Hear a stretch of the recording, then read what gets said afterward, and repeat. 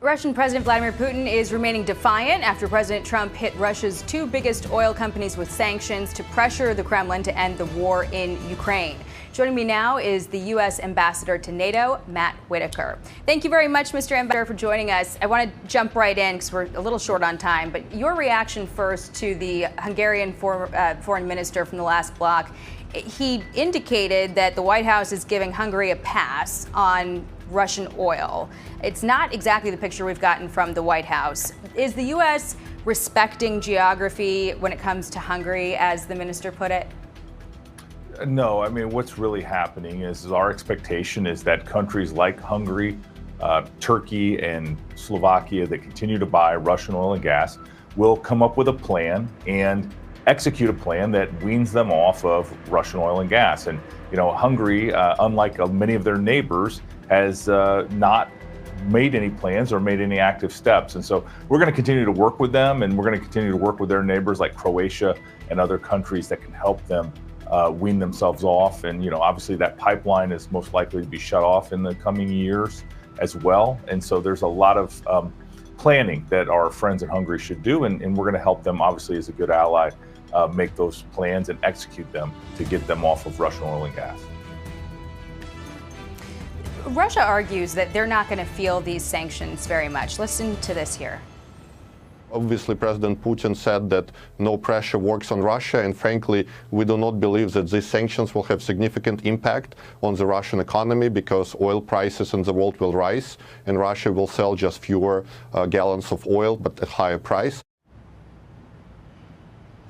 And yet, that's Putin's top economic envoy doing effectively a press tour in the U.S. to downplay the impact of these sanctions. He's also warning against so-called escalation if Ukraine were to get Tomahawks. He leaked plans to meet with Witkoff in Miami yesterday, long before anyone from the U.S. side ever said such a meeting was happening. He claimed that a diplomatic solution is near and that Presidents Trump and Putin will meet in the future sometime soon, even though President Trump said just a few hours ago that he's not going to be wasting his time. If you look at all that together, it sure looks like pressure from President Trump does have Russia on the ropes here.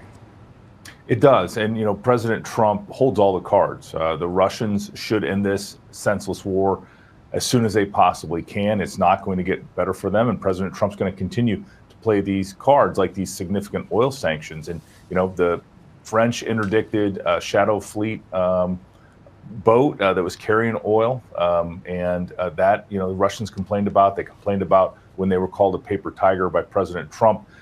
Every single turn, the Russians are not showing from a position of strength. They look very weak right now, and they should end this war, end the killing. They're not gaining any territory for the thousands of troops that they're losing every single week on the battlefields in Ukraine.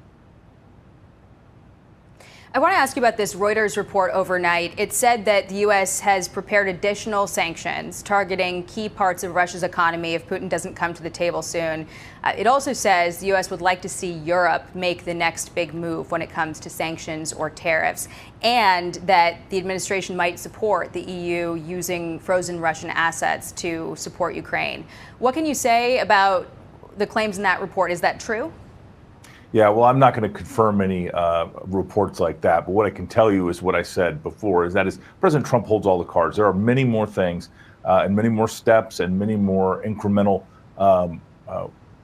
turns of the screw that President Trump can do. And at his election and his choice, we would like to see our European allies move together with us in every single situation. I think what they're doing with the frozen assets is positive. There's no doubt that the $200 billion that are currently being held in Europe could make a substantial difference, not only on the battlefield, but in the Ukrainian economy and helping them sustain this war. But, every single thing is on the table. President Trump knows exactly what's available to him. These significant oil sanctions this week, I think we're a big step, but there are many more big steps that we can take if necessary, to end this senseless war. And finally, the president said he's hoping to get China's help addressing Russia in this conflict. Are you seeing signs that China might be willing to do that?